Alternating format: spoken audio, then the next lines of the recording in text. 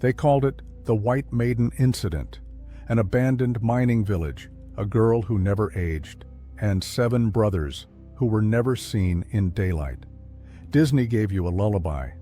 Tonight, I'll give you what locals whispered after dark. Few maps record the hamlet of Grünthal, cradled deep in the Schwarzwald. The soil there is black and wet, forever bleeding iron ore. By 1850, the main shaft had collapsed, sealing a dozen miners inside. Survivors fled, except for one family, a widowed baron, his raven-haired daughter, and the baron's new wife, a noblewoman whose smile was all porcelain and no warmth. Rain chewed at the manor, moss crawled over the roof like rot on a corpse. Villagers muttered that the place was hungry. Then the baron died, found belly up in the stream, lungs full of ash instead of water. The stepmother closed the gates, hung black curtains, and dismissed every servant but a single, trembling handmaid. Grünthal's alter cold winter birthed rumors the stepmother practiced Spiegelsprache, mirror speech, an occult rite older than scripture. Each night she posed a silver mirror before a candelabrum of tallow made from her husband's fat. Her question was soft, but the answer was not her own voice. It rasped like stone grinding bone. Fairest is not you, fairest lies beneath. Beneath meant the mines. Beneath meant something was still alive where the tunnels caved. So the stepmother ordered the handmaid to escort the girl, born Adelheid but called Snow White for her pallor, into the forest for a picnic, and never return. They left at dawn. By dusk only the handmaid staggered back, clothes torn, insisting she'd buried Snow White under a cairn. For proof she offered a heart wrapped in muslin. The stepmother fed that heart to the mirror's fire, waiting for its approving hiss. Yet, days later, charcoal burners glimpsed Adelheid wandering the tree line, eyes milk glass, lips murmuring nursery rhymes that sutured the wind. She was alive, or something wearing her skin. The burners followed. Adelheid drifted to an overgrown shaft mouth, slipped inside without a lantern, and vanished. That night, smoke curled from an iron chimney no one remembered. Tiny figures crept around the shaft, hunched and quick, dragging sacks that squelched. The moon revealed nail-scarred faces, lantern-yellow eyes, and beards matted with something darker than pitch. The charcoal burners counted 7. They fled before counting became screaming. 80 years earlier, 7 brothers, Waldeck, Brody, Heller, Crick, Lutz, Merrick, and Otto, had been trapped during the big collapse. Rescue teams found tunnels clotted with rock and blood, but no bodies. Only gnawed pick handles remained, their chew marks unmistakably human. Miners say starvation grows new hungers. In the dark, you crawl back to the cradle of meat and marrow. Some hungers never stop growing. The brothers had tunneled sideways, deeper, until the earth stopped resisting. There, in a cathedral of quartz veins, they heard a pulse older than light. They drank mineral-rich condensation, licked salt from rock, and fed on weaker men until bone splinters peppered their gums like ivory gravel. Over decades, the quartz pulse sustained them, knitting wounds, slowing veins, hollowing souls. They became feral custodians, guardians of a mineral womb that wanted to stay fed. And Adelheid? She was dessert. Inside the mine, she sat on a stone throne, crystals arched overhead like stained glass made of ice.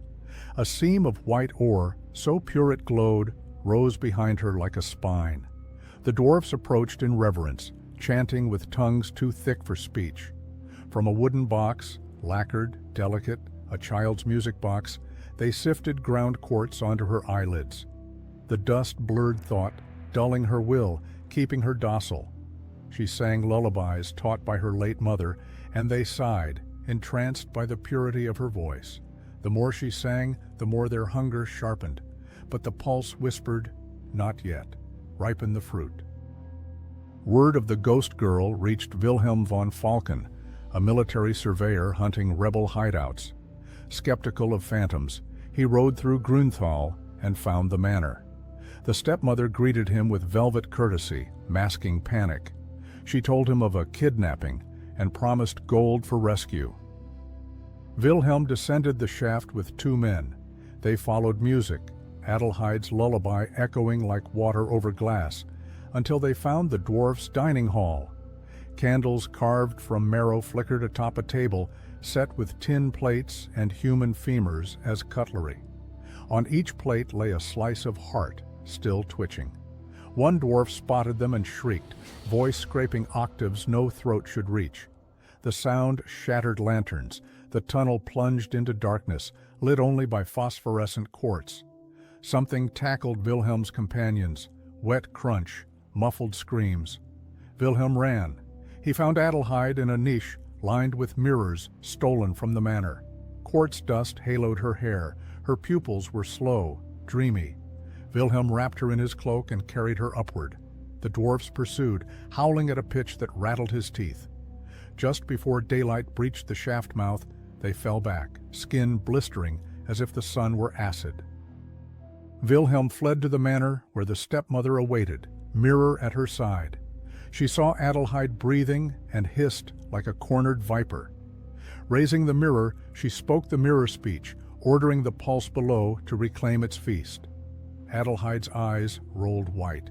Her body seized, convulsing. Wilhelm smashed the mirror with the hilt of his saber. Shards danced like angry fireflies.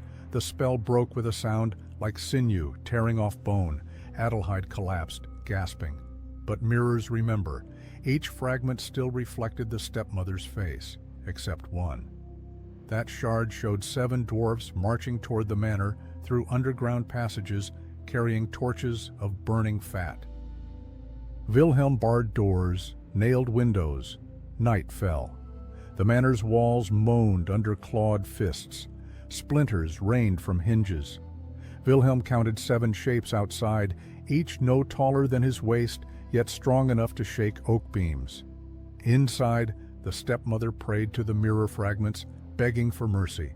Mercy was not among their words. The dwarfs burst through the cellar, erupting like boil pressure. Kitchen knives flashed. The handmaid's scream cut short with a wet gargle. Wilhelm fought, saber slashing low. He severed Crick's ear. Obsidian blood spurted, smoking where it struck stone. Heller bit into Wilhelm's calf, teeth sliding through muscle as if through fruit. Adelheid, eyes clear for the first time, grabbed a lantern and hurled it at the dwarfs. Oil ignited the curtains. Flames crawled ceilingward, licking portraits, birthing shadows that danced like laughing marionettes. Wood cracked, smoke thickened. The dwarfs tried dragging Adelheid toward the cellar tunnel. She snatched a heart knife from the stepmother's vanity and stabbed Otto under the chin. His jaw split. Pitch-black blood sprayed, stinking of rust and earth. The pulse far below let out a subterranean roar. Every window shattered outward. Fire found the manor's rotten beams. The roof groaned, then caved, funneling sparks down the stairwell. Walls folded like paper.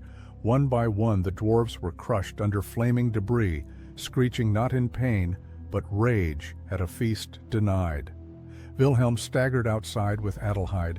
The stepmother crawled after, hair aflame, mirror shard clutched tight. She raised it again. Wilhelm kicked it into the inferno. It cracked, hissed, and went dark. The stepmother ran back in, chasing her only power, and the doorway collapsed behind her. A final scream, half human, half something deeper, curdled the night. Then silence, except for fire-chewing memories to ash. Dawn revealed a smoldering skeleton of stone. No bodies were recovered, save for 7 child-sized piles of calcined bone, each fused to iron cutlery. Authorities declared the disaster accidental and sealed the shaft forever. Adelheid and Wilhelm vanished soon after, boarding a train east. Some claim she traveled with glass vials of quartz dust, dosing herself in secret. Others say she married Wilhelm and bore children who never cut their teeth, because teeth were already there, hidden like white daggers. So if you ever feel something small tugging your bedsheet at 3 a.m., listen closely. Count the pulls. If they reach 7, don't open your eyes.